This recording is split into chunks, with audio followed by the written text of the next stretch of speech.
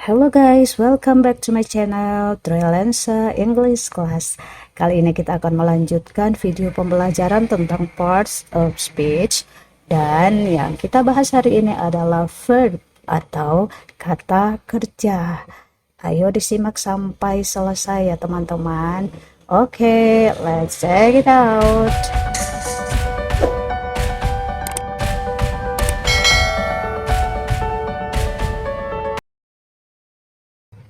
Bagi teman-teman yang baru bergabung, silakan tonton video sebelumnya tentang noun dan pronoun. Oke, kita mulai. Verb atau kata kerja. Verb atau kata kerja dalam tatanan bahasa Inggris adalah bagian yang sangat penting. Namun, apa sebenarnya verb itu? Ketika mendengar kata verb atau kata kerja, saya yakin teman-teman pasti sudah langsung memikirkan kata-kata kerja seperti makan, minum, tidur, dan lainnya. Ya, nggak salah juga sih, karena kata kerja dalam bahasa Inggris hampir mirip dengan yang ada di dalam bahasa Indonesia. Meski begitu, nyatanya ada sedikit perbedaan loh antara verb dalam bahasa Inggris dan bahasa Indonesia, terutama dari segi fungsinya.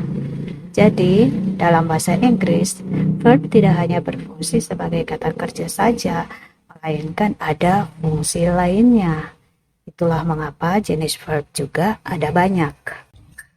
Menurut Cambridge Dictionary, verb atau kata kerja adalah kata yang mendeskripsikan aksi, tindakan, kondisi, atau pengalaman sesuatu. Contohnya, she plays in the backyard with her sister. Dia bermain di halaman belakang dengan saudara perempuannya. Ini adalah bentuk tindakan. Yang kedua, he feels empty. Dia merasa kosong. Ini adalah kondisi.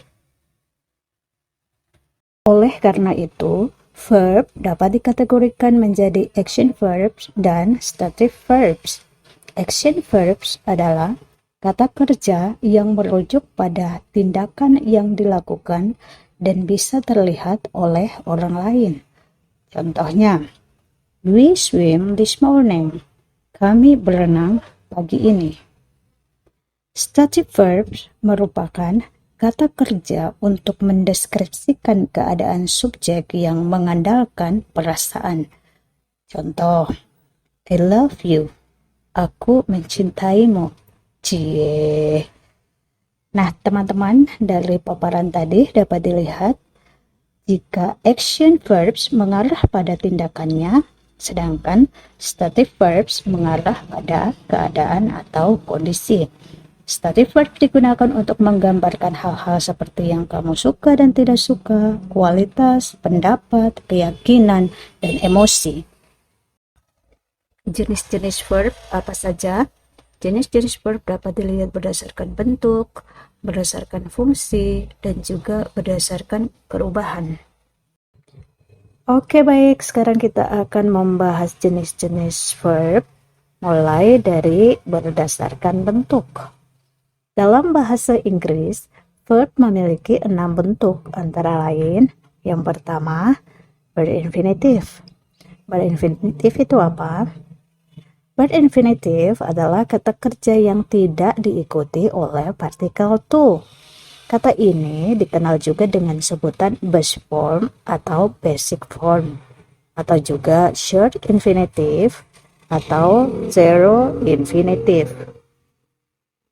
Formnya verb 1, contohnya apa? Contohnya play atau eat. Bentuk yang kedua, to infinitive. Formnya to plus verb 1. Contoh, to play, to eat. Yang ketiga, additional infinitive. Penggunaan additional infinitive tergantung pada subjeknya. Subjek yang dapat bertemu dengan kata kerja ini adalah she, he, dan it. Dan hanya berlaku pada kalimat positif. Formnya adalah verb plus s atau is. Contohnya, plays, eats. Yang keempat, past. Formnya verb to. Contohnya, played, ate. Yang kelima, past participle. Formnya verb 3. Contoh, played, eaten. Yang keenam, present participle. Formnya verb plus ing. Contoh, playing, eating. Nah, di antara bentuk-bentuk tersebut, yang paling problematis adalah verb to dan verb 3.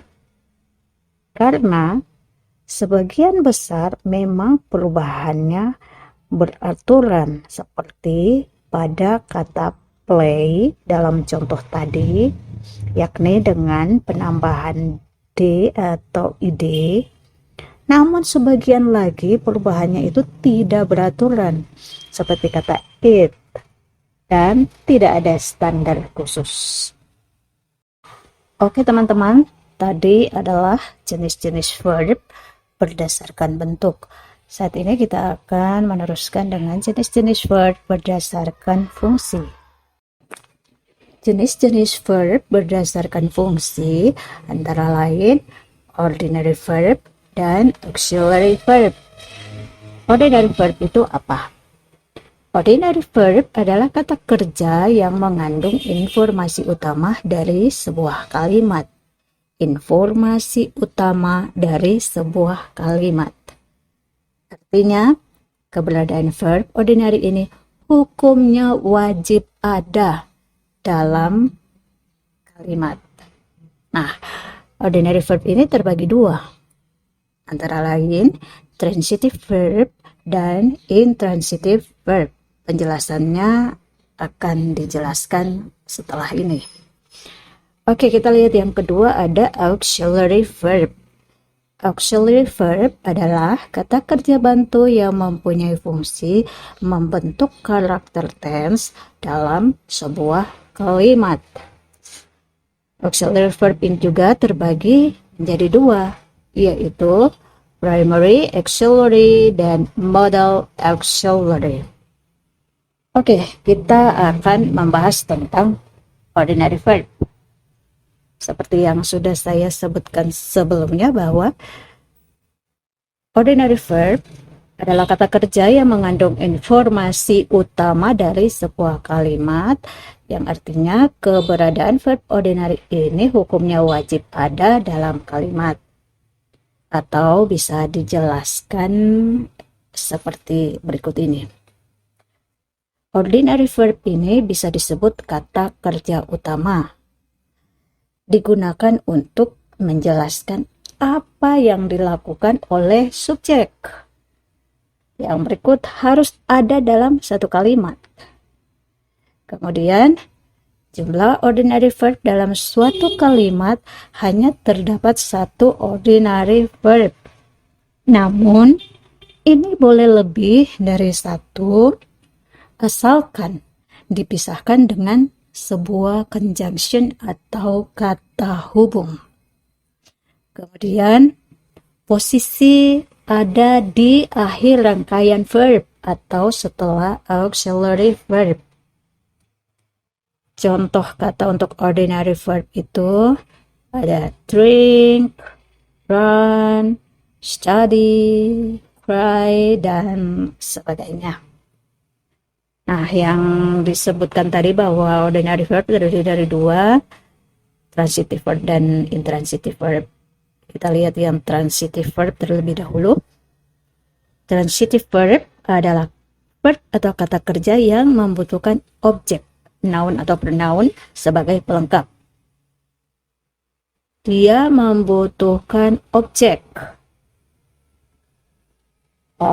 Bisa dibilang rumusnya atau formnya itu subject plus verb plus object.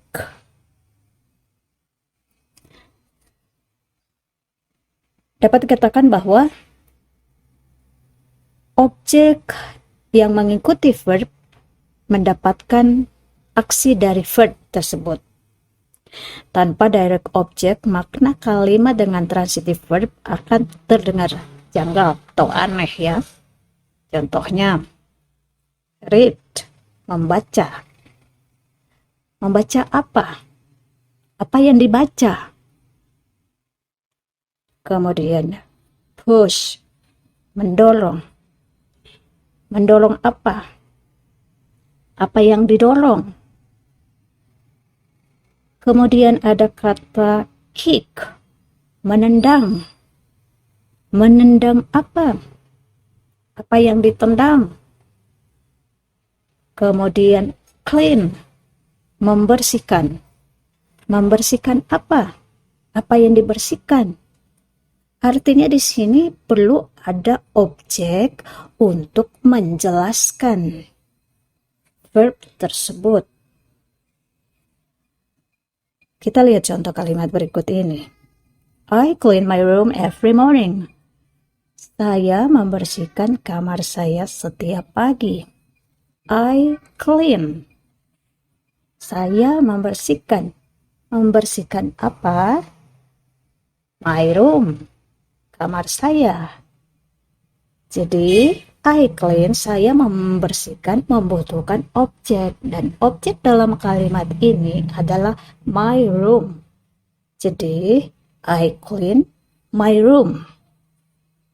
Sampai di sini, saya harap teman-teman sudah paham. Kita beralih ke intransitive verb. Nah, ini kebalikan dengan transitive verb. Jika transitive verb membutuhkan objek, kalau intransitive verb ini dia tidak membutuhkan objek sebagai pelengkap dan dapat diikuti oleh adjektif atau kata sifat, adverb atau kata keterangan, atau prepositional phrase atau frasa kata depan. Contoh, sleep, tidur. Stand, berdiri. Cry, menangis. Snore, mendengkur. Kata-kata ini dia tidak membutuhkan objek untuk menjelaskan kalimat. Dia bisa berdiri sendiri dan orang akan mengerti. Nah, contoh kalimatnya. Lita sneezes. Lita bersin. Tanpa objek, orang sudah mengerti. Kemudian, Ivan sleeps. Ivan tidur. Teman-teman sudah paham kan? Intransitive verb tidak membutuhkan objek. Transitive verb membutuhkan objek untuk menjelaskan kalimat. Nah, kita beralih ke auxiliary verb. Auxiliary verb adalah kata kerja bantu yang mempunyai fungsi membentuk karakter tenses dalam sebuah kalimat. Bisa dijelaskan sebagai berikut. Auxiliary verb bisa disebut kata kerja bantu. Digunakan untuk membantu kata kerja lain untuk menunjukkan tenses. Boleh ada atau tidak dalam satu kalimat. Jumlah auxiliary verb dalam suatu kalimat boleh lebih dari satu auxiliary verb. Posisi ada di awal rangkaian verb atau sebelum ordinary verb. Contoh kata untuk auxiliary verb: am, are, is, was, were, been, being, do, does, did, has, have, had, will, would, shall, should, can, could, may, might, must, ought to, had better, would rather, need, dare, dan. Oke, sekarang kita lihat untuk auxiliary verb ini sendiri, dia juga terbagi dua, seperti yang sudah disebutkan sebelumnya. Ada primary auxiliary dan modal auxiliary. Primary auxiliary adalah kata kerja yang digunakan untuk memberikan karakter pada bentuk waktu atau tenses dan tidak memberikan tambahan makna pada kata kerja utamanya atau main verbnya. Dia bisa menjadi ordinary verb ketika sendiri dalam kalimat. The three primary auxiliary verbs are be, have, and do. Ada 3 primary auxiliary verbs, yaitu be, have, dan do. Anggota dari be, have, dan do itu apa saja? Untuk anggota dari be, have, dan do ini, itu tergantung dari tense. Nah, teman-teman bisa lihat di tabel berikut ini. Untuk be ada is, am, are, kemudian was, were, been, being. Untuk have ada has, had, having. Kemudian untuk do ada does, did, done, doing. Oke, contohnya. Contohnya, I'm going to school.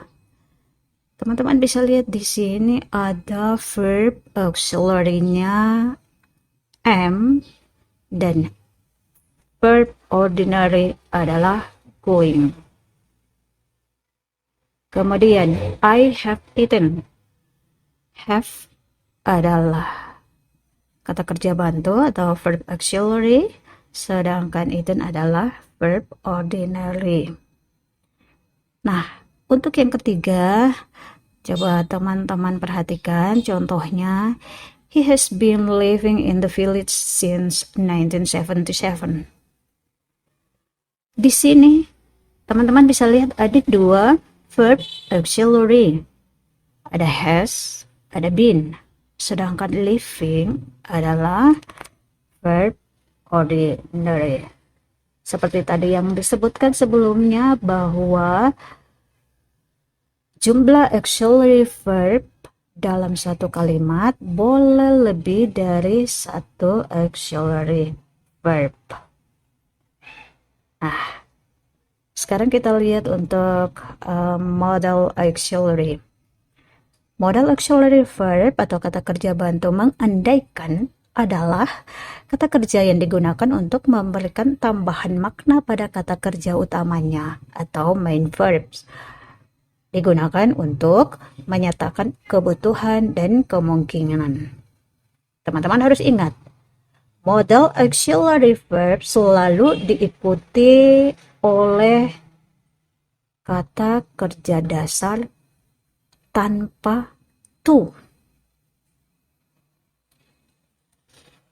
Apa saja yang menjadi kata-kata modal auxiliary?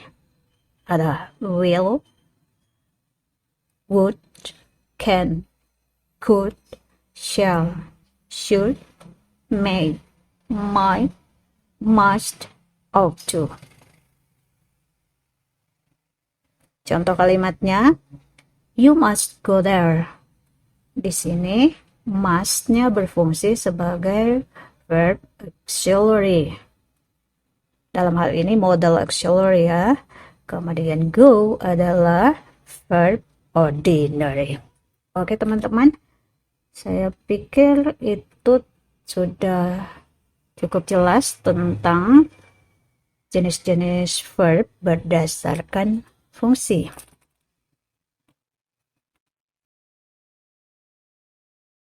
Berikut ini akan kita bahas jenis-jenis verb berdasarkan perubahan. Jenis-jenis verb berdasarkan perubahan terbagi dua, yaitu regular dan irregular verbs. Untuk membedakannya, teman-teman harus memahami tenses. Saat kita mempelajari tenses dari kata kerja dan struktur bahasanya, maka kita tidak akan asing lagi dengan istilah regular dan irregular verbs. Nah, yang perlu teman-teman pahami di sini bahwa tidak seperti dalam bahasa Indonesia yang semua kata kerjanya memiliki bentuk yang sama untuk menyatakan kondisi baik lampau maupun sekarang. Dalam bahasa Inggris, ada perbedaan dasar dari bentuk kata kerja untuk menunjukkan sekarang atau lampau. Pembagian kata kerja atau verb dalam bahasa Inggris terbagi menjadi tiga, yaitu infinitive atau verb 1, simple past atau verb 2, dan past participle atau verb 3. Infinitive adalah kata dasar dari suatu kata kerja yang tidak terikat dengan keterangan waktu apapun. Simple past adalah bentuk kata kerja untuk menjelaskan kejadian lampau. Sedangkan past participle adalah kata kerja untuk menjelaskan kejadian lampau yang sudah terjadi dan benar-benar selesai dilakukan. Nah, teman-teman, kita masuk dengan regular atau peraturan. Regular verb adalah kata kerja beraturan yang akhirannya cukup ditambahkan ed atau d ataupun ed. Yang pertama, apabila kata kerja berakhiran e, maka cukup tambahkan d. Contohnya, dance. Verb 2 dan verb 3-nya menjadi danced. Yang kedua, bila kata kerja berakhiran y, maka teman-teman harus hilangkan y dan menggantikannya dengan ied. Contoh, study. Verb 2 dan verb 3-nya menjadi studied. Dan yang ketiga, jika kata kerja berakhiran dengan huruf vokal dan konsonan, maka konsonannya ditambahi dengan ed. Contoh, want menjadi wanted. Verb 3-nya juga wanted. Oke, untuk lebih membuat teman-teman jelas, coba perhatikan tabel berikut. Ada beberapa contoh dari sekian banyak contoh, dari sekian banyak kata-kata kerja yang masuk dalam kategori regular atau yang beraturan. Contohnya, ask. Verb 2 menjadi asked. Verb 3 menjadi asked. Kemudian, supply. Verb 2 menjadi supplied. Verb 3 menjadi supplied. Yang berikut, serve. Verb 2-nya menjadi served. Verb 3-nya menjadi served. Kemudian, watch. Verb 2 menjadi watch. Verb 3 menjadi watch. Yang terakhir, visit. Verb 2 menjadi visited. Dan verb 3-nya menjadi visited. Teman-teman bisa lihat bahwa perubahannya ini beraturan dengan memakai tiga kategori yang sudah dijelaskan tadi. Apakah itu mendapatkan penambahan ed, d, atau ied. Oke, selanjutnya kita akan melihat tentang irregular verb.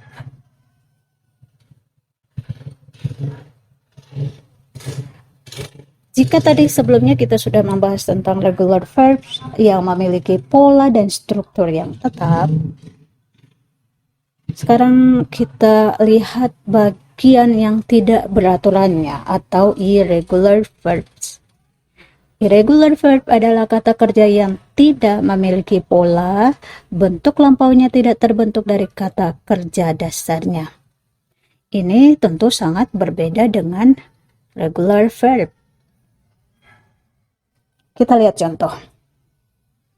Untuk verb 1, kata drink ketika menjadi verb 2, dia berubah menjadi drank. Dan verb 3-nya berubah menjadi drunk. Kemudian, fly, verb 2-nya berubah menjadi flew, verb 3-nya berubah menjadi flown. Kemudian, sleep, verb 2-nya berubah menjadi slept, dan verb 3-nya menjadi slept.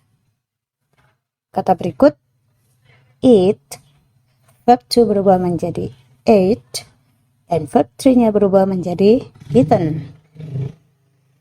Yang berikut, verb 1, take, verb 2 berubah menjadi took, dan verb 3-nya berubah menjadi taken. Nah, sampai di sini saya harap teman-teman sudah mengerti perubahan atau perbedaan antara regular verbs dan irregular verbs. Regular dan irregular verbs dapat disimpulkan adalah pembagian kata kerja berdasarkan perubahan waktu atau cara penulisannya. Keduanya mempunyai cara pembentukan serta jenis yang berbeda. Oke teman-teman, demikianlah pembelajaran kita tentang verb atau kata kerja. Dan jangan lupa untuk menantikan video berikutnya. Kita akan membahas tentang salah satu dari parts of speech, yaitu adjective atau kata sifat. Bagi teman-teman yang belum subscribe, silakan subscribe. Jangan lupa aktifkan bunyi loncengnya supaya bisa mendapatkan notifikasi untuk video-video pembelajaran berikutnya. Oke, terima kasih untuk waktunya menonton video ini dan salam sukses. Bye-bye.